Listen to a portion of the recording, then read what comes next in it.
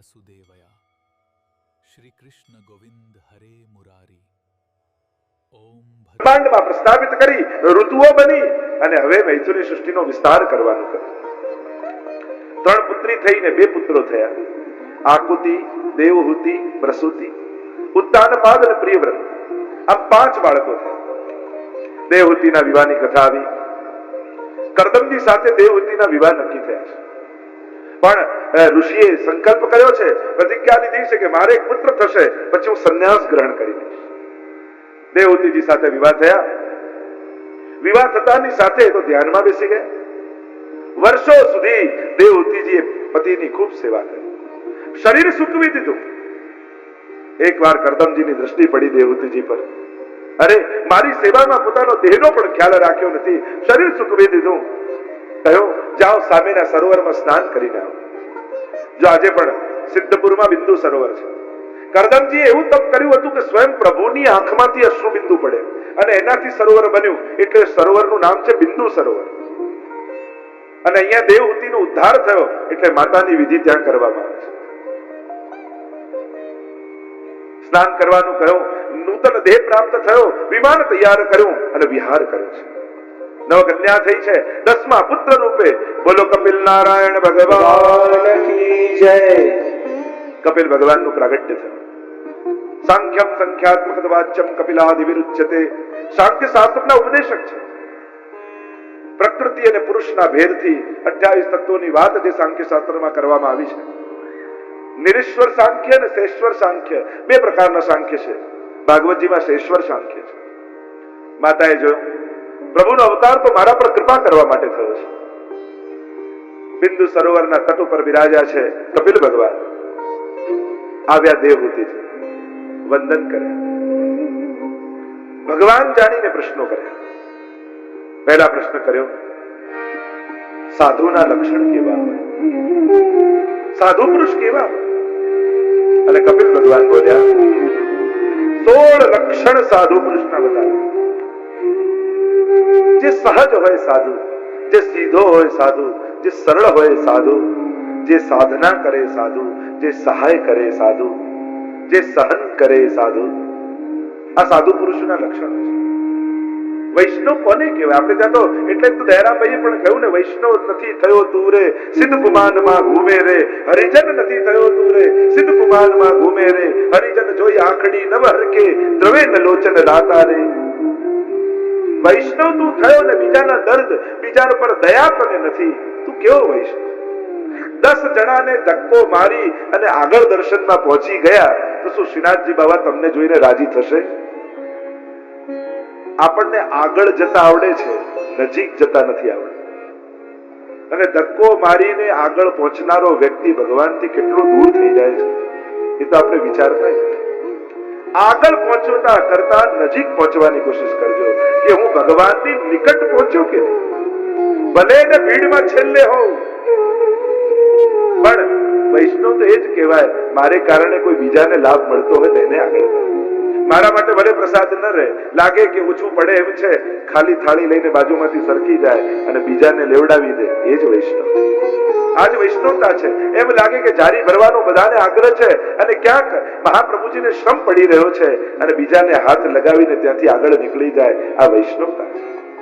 કારણ કે ગમે તેટલી જારી ભરતા જાઓ, ભરતા જાઓ, ભરતા જાઓ, પહેલી જારી, બીજી જારી, ત્રીજી જારી, પણ મહાપ્રભુજી પાસે તો એની જ જારી જે રહી જાય જેને છેલ્લી ભરી હોય, બાકી બધી તો મથરીમાં જ જાય. મૂળ વાત છે લાભ આપતા જેને આવડે એ વૈષ્ણવ છે. કરી લઉં, ભરી લઉં, ધરી લઉં એવો હઠાગ્રહ ને દુરાગ્રહ વૈષ્ણવમાં ન હોય. એને તો લાભ આપવાની વૃત્તિ હોય. એમ લાગે કે ભીડ છે અને વડીલોને દર્શન થાય એમ નથી, ધીમે રહીને આપણે છેલ્લે જતા રહીએ, વૈષ્ણવને આગળ કરીએ તો આપણા થકી જેને દર્શન થયા એની આંખમાં ઠાકોરજી આપણને જોઈ લેશે. આ વૈષ્ણવતાનો ભાવ છે. અને જ્યાં સુધી આ ભાવ નહીં સમજીએ ત્યાં સુધી વૈષ્ણવતા આપણા જીવનમાં નહીં આવે. 252 વાર્તામાં આવે છે કે એક વૈષ્ણવ રોજ ગિરિરાજજીની પરિક્રમા કરતો અને રોજ ગુસાઈજી ત્યાંથી પસાર થાય, પણ ક્યારે ગુસાઈજી એની સાથે વાત કરે નહીં, બોલે નહીં, હસે નહીં. એટલે વૈષ્ણવને તાપ રહે કે રોજ હું અહીંયાથી પરિક્રમા ગિરિરાજજીની કરું છું, ગુસાઈજી પધારે છે, મારી સામે ક્યારે જોતાય નથી. આજે ફરી પરિક્રમા કરવા માટે નીકળ્યો ગિરિરાજજીની, અને એને જોયું, એને ખબર પડી કે આજે અહીંયાથી શોભાયાત્રા નીકળવાની છે, અનેક વૈષ્ણવ અહીંયાથી પસાર થવાના છે, અને આ રસ્તા પર કેટલા કાંટા કાંકરા પડ્યા છે, વૈષ્ણવ આટલા નીકળશે અને એના પગમાં વાગશે, લાવ આજે રસ્તો સાફ કરી. આજે પરિક્રમા છોડી દીધી અને કાંટા કાંકરા વીણીને આખો રસ્તો ચોખ્ખો કરે, અને શોભાયાત્રા નીકળી, વાજતે ગાતે જયઘોષ કરતા કરતા વૈષ્ણવ નીકળ્યા, અને શોભાયાત્રામાં ગુસાઈજી પણ પધારતા, અને જ્યાં વૈષ્ણવ દૂર ઉભો હતો ગુસાઈજી એને નિકટ બોલાવ્યો, અહીંયા ખૂબ હસી હસીને વાત કરી, ખૂબ આશીર્વાદ આપ્યા. ત્યારે કહ્યું, જયરાજ, રોજ ગિરિરાજજીની હું પરિક્રમા કરતો, પણ ક્યારે આપ મારી સાથે વાત કરતા નહીં, બોલતા નહીં, આજે આવી કૃપા કેમ કરો છો? ત્યારે ગુસાઈજીએ કહ્યું, રોજ તું પરિક્રમા કરતો, પણ એ તારા માટે કરતો, આજે તે વૈષ્ણવના સુખનો વિચાર કર્યો છે, એટલે હું તારા પર પ્રસન્ન થયો. વૈષ્ણવતા કોને કહેવાય? 16 લક્ષણ આપે. પર દુઃખે ઉપકાર કરે તો એ મન અભિમાન ના આવે. અને જ્યારે પણ સત્કર્મ કરવાનો અવસર મળે ત્યારે ઠાકોરજીનો આભાર માનો કે પ્રભુ આપ તો કોઈની પાસે પણ કરાવી શકત, પણ આપે મારી પસંદગી કરી આ સત્કાર્ય માટે. પ્રભુ આપનો મારા પર ઉપકાર છે, જે સર્વમાં પ્રભુને જોનારો છે, સર્વ પર દયા રાખનારો છે, સર્વ પર કરુણા રાખનારો. 12મા અધ્યાયમાં ગીતાજીમાં પણ ભગવાને મને કયો ભક્ત ગમે એના લક્ષણ આપે છે. આવો ભક્ત મને ગમે છે, આવો ભક્ત મને ગમે છે. આખું લિસ્ટ આપ્યું પ્રભુ. તુલ્ય નિંદા સ્તુતિર મૌની સંતુષ્ટો યેન કેન. તુલ્ય નિંદા સ્તુતિર મૌન. નિંદા અને સ્તુતિમાં જે મૌન છે, જેના મુખમાંથી ક્યારેય કોઈની નિંદા નીકળતી નથી. કારણ કે નિંદા એ પાપની શરૂઆત છે. નિંદા છે ને કચરા જેવું. તમે કરો એ જુદી વાત, પણ સૌથી પહેલા કોઈની નિંદા સાંભળવો નથી એ સંકલ્પ કરી. મારે કરવી નથી તો પછીની વાત, મારે કોઈની નિંદા સાંભળવી. નિંદા એ કચરા છે. ઘણા લોકો કે ને બધા આઈને મને જ કહી જાય છે, તો એ તમને શું સમજે છે? કચરો ક્યાં નખાય? એટલે સાવધાન રહેવું કે ભાઈ મને ન કહીશ, તારે બીજાને જ્યાં વાત કરવી હોય મારે મારું મન બગાડવું નથી. કોઈની પણ નિંદા સાંભળ. અરે સાંભળવું તો બધું કથા નિંદાની જેમ સાંભળો. નિંદામાં કેવો સાંભળવામાં રસ આવે? જેવી કથા સાંભળો ને બહુ ઉદ્ધાર થઈ જાય. નિંદા કહી દે, હે પછી શું થયું, હે પછી શું થયું, કેવી કુતૂહલતા, કેવી ઉત્સુકતા હોય છે. બસ આ રીતે કથા સાંભળો તો ઉદ્ધાર થઈ જાય. નિંદા સાંભળવાનું બંધ કરીએ તો પાપ, ઘણા બધા પાપોમાંથી બચી જાય. કારણ કે કોઈની નિંદા કરી આપણું મન બગાડી જાય છે. 16 લક્ષણ આપ્યા છે.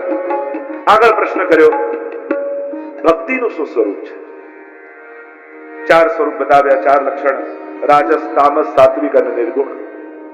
તામસ ભક્ત એ છે જે ભગવાનને વેર ભાવે ભજે છે. રાવણ, શિશુપાલ, કંસ, વેર એવું મનમાં આવ્યું અને એટલું બધું વધ્યું કે ભગવાન સિવાય બાકી બધું ભૂલાઈ ગયું. તો ભગવાન કહે, તને તો સર્વાત્મ ભાવ થઈ ગયો. કારણ કે જયારે રાસમાં ગોપીજનો દોડ્યા અને ગોપીજનોને ભાગતા રાસમાં જોયા, ત્યારે પ્રશ્ન કર્યો પરીક્ષિત મહારાજે કે ગુરુદેવ, આ લોકો તો પ્રેમ ભાવથી ભાગી રહી છે, કાંત ભાવથી ભાગે છે, છતાંય ભગવાને ઉદ્ધાર કર્યો, આવું કે? ત્યારે સુખદેવજીએ કહ્યું, કયા ભાવે ભાગે છે એ ન જોઈશ, કોની તરફ ભાગે છે એ જો. પ્રભુ તો પારસમણી છે, સ્પર્શ કરીને સોનું બનાવી દે છે. કામમ ક્રોધમ, શિશુપાલે ક્રોધથી ભગવાન સાથે જોડાયા. 100 ગાળો ભગવાનને આપી, પણ એટલી દિલથી આપી કે 100 વાર ભગવાનને આપતા ભગવાન સિવાય બાકી બધું ભૂલાઈ ગયું. ત્યારે પ્રભુ કે તને તો મારામાં નિરોધ થઈ ગયો, તારું મન તો મારામાં લાગી ગયું, લાવ તારો ઉદ્ધાર કરી દો. ભગવાન ઉદ્ધાર કર્યો. ભયમ, કંસને ભય લાગ્યો, ભગવાન આવશે, ભગવાન આવશે. તો સિપાહીમાં, દ્વારપાલમાં, પત્નીમાં, બધામાં કૃષ્ણ દેખાવા લાગ્યા. પ્રભુ કે અરે તને તો સર્વાત્મ ભાવ થઈ ગયો, બધે હું દેખાઉં છું, લાવ તારો ઉદ્ધાર કરી. એટલે કે ભગવાનમાં ભાવ ન થતો હોય અને તમારે વેર બાંધવું છે, પણ એવું વેર ભગવાનમાં બાંધો કે એના સિવાય બધું ભૂલાઈ જાય, તોય ભગવાન તમારો ઉદ્ધાર કરે. આ તામસ ભક્ત. બીજા છે રાજસ ભક્ત. રાજસ એ છે જે લૌકિક કામના સાથે ભગવાન પાસે આવે છે. મારું આ કાર્ય થાય, મારું આ કામ થાય, મને આ પ્રાપ્ત થાય. ભગવાન એને પણ ભક્ત જ કહે છે. આર્તો જિજ્ઞાસુ અર્થાર્થી જ્ઞાની ચ ભરતર્ષભ. ગીતાજીમાં ભગવાને કહ્યું, આ ચારે મારા ભક્ત છે. એ જ્ઞાની હોય, અર્થાર્થી હોય, આર્ત ભક્ત હોય એટલે કોઈ અર્થની કામના માટે, અન્યાશ્રય કરતા સકામ ભક્તિશાળી માણસ થોડી લાલસા માટે ભગવાનનો આશ્રય છોડી ગમે ત્યાં ભટકે એના કરતા ભગવાન પાસે માંગી લેવું સારું. કારણ ભટકવાનો દુનિયામાં કોઈ અંત નથી. અને એકવાર લાલચ અને ભય આ બેમાં પડ્યા ને પછી પતન સિવાય જીવનમાં બીજું કંઈ નહીં આવે. આ ભટકવાનું મૂળ કારણ શું હોય છે? એક હોય છે લાલચ, કે આનાથી કામ ન થયું તો આનાથી કરી લઉં, આનાથી ન થયું તો આનાથી કરી લઉં, આનાથી ન થયું તો આનાથી કરી લઉં, જ્યાં મારું કામ સિદ્ધ થાય ત્યાં પહોંચી દઉં. આ લાલચ છે. અને બીજો ભય, આટલા ટાઈમથી આમનું કરીએ, હવે નહીં કરીએ તો નારાજ થઈ જશે, હવે આ નહીં કરીએ તો આવું બગાડી નાખશે. આ ભય. જેના માથે ભગવાન બિરાજે છે એનું કોઈ કંઈ બગાડી શકવાનું. ઠાકોરજી પર ભરોસો રાખો, એની સર્વ કામનાઓ સિદ્ધ થવાની.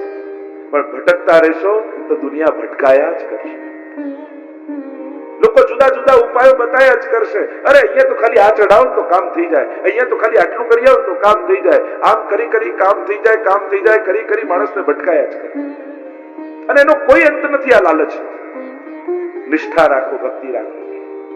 અર્થાર્થી રાજસ ભક્ત.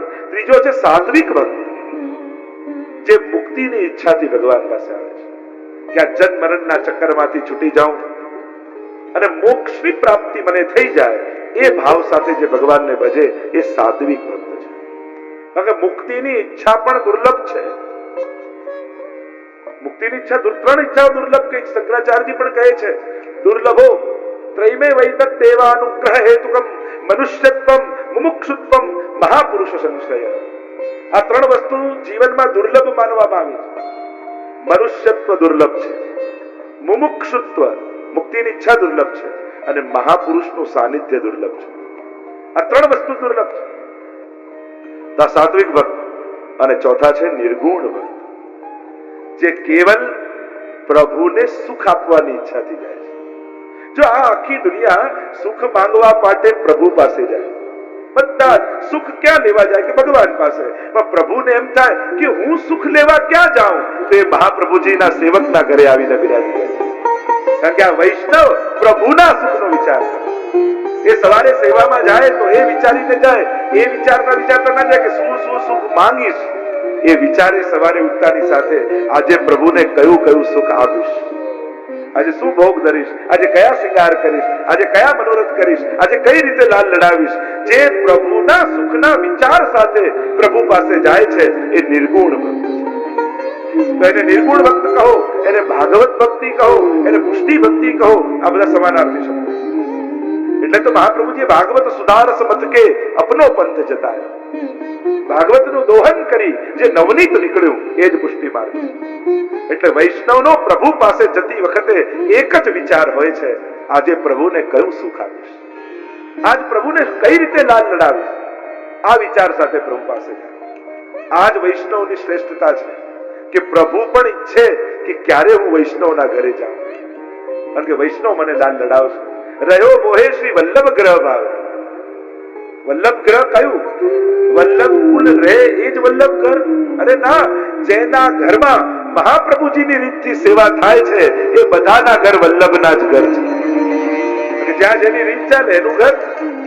તો જે ઘરથી વલ્લભની રીતથી સેવા થાય છે એ બધા વલ્લભના ઘર. અને ત્યાં ઠાકોરજીને રહેવું ગમે છે. એ પ્રભુને પ્રિય સ્થાન છે, ત્યાં પ્રભુને આનંદ આવે છે. એટલે તો એકવાર યશોદાજી લાલનના શૃંગાર કરતા હતા અને લાલન ભાગ્યા ત્યાંથી. અને ભાગ્યા તો યશોદાજીએ પૂછ્યું કે ક્યાં જાઓ છો? આ શૃંગાર તો કરવા દો. આ શૃંગારની પેટી ઉચકીને ભાગો છો ક્યાં? ત્યારે ઠાકોરજીએ કહ્યું, ભોગ શૃંગાર યશોદા મૈયા શ્રી વિઠ્ઠલનાથ કે હાથ કો ભાવે. તું ડરી માખન દૂધ छिपावे, તું તો બધું છુપાવી થોડું થોડું કાઢીને આપે, પણ ત્યાં તો જે કાંઈ હોય એ ગુસાઈજી મને ભોગ ધરી દે છે, મારા સુખનો વિચાર કરે છે. એટલે મને તો ગુસાઈજીના ઘરે વધારે આવે. અને એટલે જ આપણા સેવા ક્રમમાં નંદાલયમાં પણ જે શ્રમ ઠાકોરજીને પડતા હતા, મહાપ્રભુજીને ગુસાઈજી એ પોતાના સેવા ક્રમમાંથી કાઢી દીધા. તમે કીર્તન સાહિત્યમાં જોવા જાઓ તો અનેક એવા પ્રકાર તમને કીર્તનમાં ગાવામાં આવે જે સેવા ક્રમમાં નથી આવતા. જેમ ફૂલન કી ગાદી, ફૂલન કે તકિયા, ફુલાદીની સૈયાજી આદિ આપણે ત્યાં થતી નથી. કડવો તેલ તરી રાખ્યો નિત્ય લીલામાં જેમ આવે છે, કડવું તેલ આવતું નથી. रुचि रुचि सखी અને सेज बनाई और रंग महल में पड़ गए पर्दा धरी अंगीठी सुखदाई. સૈયા મંદિરમાં એક અંગીઠી નથી આવતી. તો અનેક પ્રકાર તમે કીર્તન સાહિત્યમાં જોવા જાઓ તો કીર્તન ઠાકોરજીની સન્મુખ એ સમયે ગવાતા હોય પણ એવો ક્રમ ન થતો હોય સેવા. કારણ કે જ્યાં નંદાદયમાં પણ સૂક્ષ્મ શ્રમ પડતા હતા એ મહાપ્રભુજી અને ગુસાઈજીએ બદલી દીધા. એટલે તો ઠાકોરજીએ કહ્યું કે ભોગ શ્રૃંગાર યશોદા મૈયા શ્રી વિઠ્ઠલનાથ કે હાથ લો. ત્યાં મને અધિક સુખ છે, ત્યાં મારા સુખનો વિચાર છે. આમ જે સુખ આપવાની કામનાથી જાય એ નિર્ગુણ ભક્ત છે. દેવહૂતિનો ઉદ્ધાર થયો છે. કપિલ ભગવાન પૂર્વ દિશા તરફ પ્રયાણ કર્યું છે અને અહીંયા તૃતીય સ્કંદને વિરામ આપીએ. બોલો ગોવર્ધન नाथ की जय, વલ્લભાધીશ की जय. ચતુર્થ સ્કંદ વિસર્ગ લીલા. વિવિધ પ્રકારનું સર્જન. 31 અધ્યાય. 4 પ્રકરણ મહાપ્રભુજી પાડે. ધર્મ પ્રકરણ, અર્થ પ્રકરણ, કામ પ્રકરણ અને મોક્ષ પ્રકરણ. જેને ચતુર્વિધ પુરુષાર્થ આપણે કહીએ છીએ. એટલે કે આ દરેક મનુષ્યની જીવનની માંગ છે, ઈચ્છા છે, એને પુરુષાર્થ કહેવાય. દરેકને પોતાના જીવનમાં ધર્મ જોઈએ છે. દરેકને અર્થ, કામ અને મોક્ષ જોઈએ છે. કદાચ કોઈ ભગવાનનો વિરોધી હોય, ભગવાનને ન માને, ભગવાનને ન સ્વીકારે, પણ ધર્મ તો બધાને જોઈએ. પાપીમાં પાપી માણસ, નાસ્તિકમાં નાસ્તિક માણસ, એને પણ ધર્મની ઈચ્છા તો છે. બધાને છેતરનારો કોઈ કામ વાળો એવો રાખે કે મને છેતરે. એને તો કેવો કોઈ ઈમાનદાર માણસ હોય તો બતાવજો, જોઈએ છે ઈમાનદારી. બધા પર ગુસ્સો કરનારો ક્યારે એમ નથી ઈચ્છતો મારા પર કોઈ ક્રોધ કરે. કોઈ શાંત માણસ હોય તો બતાવજો. 4 ચોર ચોરી કરીને આવે તો એમ કહેવાય ઈમાનદારીથી 4 ભાગ કરી આયા છે, ચોરી કરે ઈચ્છે છે તો ઈમાનદારી. કોઈને જીવનમાં અધર્મ જોઈતો નથી. ભલે ભગવાનમાં ન માને, ભલે ધર્મ કોઈ પણ શાસ્ત્રોમાં ન માને, પણ દરેકને ઈચ્છા ધર્મની છે. ધર્મના 10 લક્ષણ મનુસ્મૃતિમાં મનુ મહારાજે બતાવ્યા. દ્વિતીય ક્ષમા દમો સ્તેયમ શૌચમ ઇન્દ્રિય નિગ્રહ ધી વિદ્યા સત્યમ ક્રોધો દશકમ ધર્મ લક્ષણ. આ 10 વસ્તુ દરેકને જોઈએ છે. આપણા બધાના જીવનની માંગ છે. કોઈને અધર્મ જોઈતો નથી. બીજો પ્રકરણ છે અર્થ. બધાને સુખના સાધનો જોઈએ. કામ, દરેકના જીવનમાં અનેક કામનાઓ રહેલી છે. અને મોક્ષ, દરેકને મુક્તિ જોઈએ છે. મુક્તિ મનુષ્યનો સ્વભાવ છે. જે મેળવ્યું છે એનાથી છૂટીને આનંદ આવે છે. મોક્ષ મનુષ્યનો, જેમ તમને એમ થાય કે મારું પોતાનું એક ઘર થઈ જાય. એ ગિરાજ બાબા તારી પરિક્રમા કરવા આવીશ, દર પૂનમે પરિક્રમા કરીશ, દર પૂનમે જાય પરિક્રમા કરે, અને ગિરાજ બાબાની એવી કૃપા થઈ કે પોતાનું ઘર થઈ ગયું. હવે વિચાર કરો, એ જ ઘરમાંથી 1 વર્ષ સુધી તમને કોઈ બહાર ફરવા ન લઈ જાય તો આખું ઘર માથે લઈ લો કે શું? ઘરમાં જ ફરવાનું છે, બહાર તો ચાલો અહીંયા જ છીએ. કેમ? આ ઘર માટે તો માન્યતાઓ રાખી હતી. ઘર બની જાય, ઘર બની જાય. હવે ઘર છોડીને આનંદ આવે છે. પહેલા તો એક બાળક થઈ જાય તો સારું, બાળક થઈ, અને બાળક થઈ ગયું આ સ્કૂલે જાય તો શાંત. એમ થાય. છોકરાને પૂછો ને કે તને સ્કૂલમાં કયો પીરિયડ ગમે, ઇંગ્લિશનો, ગુજરાતીનો, પીટીનો? એ કે છૂટવાનો બેલ વાગે ને એ જ સૌથી વધારે ગમે. મુક્તિ મનુષ્યનો સ્વભાવ છે. એને જે મેળવ્યું છે એનાથી છૂટીને એને આનંદ આવે. સાવ સમજાવી વાત કરું તો તમે કમાવા દુકાને બેઠા હો ત્યારે વધારે મજા આવે કે શોપિંગ કરવા ગયા હો ત્યારે વધારે મજા આવે? ખર્ચવા જાઓ ત્યારે વધારે આનંદ આવે? મેળવ્યું છે છોડીને આનંદ આવે. આ મનુષ્યનો સ્વભાવ. ધર્મ પ્રકરણમાં મનુની કન્યાના વંશમાં બોલો યજ્ઞ નારાયણ ભગવાન की जय. દક્ષ યજ્ઞની કથા આવી. પ્રસૂતિ સાથે વિવાહ થયા છે. 16 કન્યાઓ થઈ. 13 કન્યા ધર્મને પરણાવી. આખો ધર્મનો પરિવાર બતાવ્યો છે. અદ્ભુત અધ્યાત્મ બતાવ્યું છે. 14મી કન્યા સ્વાહાના વિવાહ અગ્નિદેવ સાથે થયા. એટલે તો જયારે યજ્ઞ કરતા હોઈએ ને આપણે ત્યારે સ્વાહા સ્વાહા એમ બોલીએ, કારણ કે અગ્નિદેવની પત્નીનું નામ સ્વાહા છે. 15મી કન્યા સ્વધાના વિવાહ પિતૃ સાથે થયા. પિતૃ યજ્ઞ હોય ત્યારે સ્વધા સ્વધા એમ બોલવામાં આવે. અને 16મી કન્યા સતીના વિવાહ મહાદેવજી સાથે થયા. એવું વેર બંધાયું સસુર સાથે. અને જયારે સસુર અને દામાદમાં ઝઘડો થાય તો મુસીબત આવે કન્યા ઉપર. કહ્યું કે યજ્ઞમાં ભાગ બંધ કરાવી દઈશ મહાદેવજીનો. મહાદેવજી તો પરમ વૈષ્ણવ છે. વૈષ્ણવાનામ યથા શંભુ, એ મહાપ્રભુજી કહે છે કે વૈષ્ણવતા મહાદેવજી પાસે શીખો. આજે પણ આપણે ત્યાં રાધાષ્ટમી આદિ હોય તો જોગી લીલા ઠાકોરજી આગળ થતી હોય. મહાદેવજી સાથે વેર બંધાય. અનેક યજ્ઞોની વાત ભાગવતજીમાં છે, પણ ઘણા યજ્ઞો ઠાકોરજીએ સફળ ન થવા દીધા. એક ઇન્દ્રયાગ સફળ ન થયો, બીજો આ દક્ષનો યજ્ઞ સફળ ન થયો. કારણ કે દક્ષે વૈષ્ણવનો વિરોધ કરીને યજ્ઞ કર્યો. કારણ કે જ્યારે બુદ્ધિમાં સ્પર્ધા અને વિરોધ આવે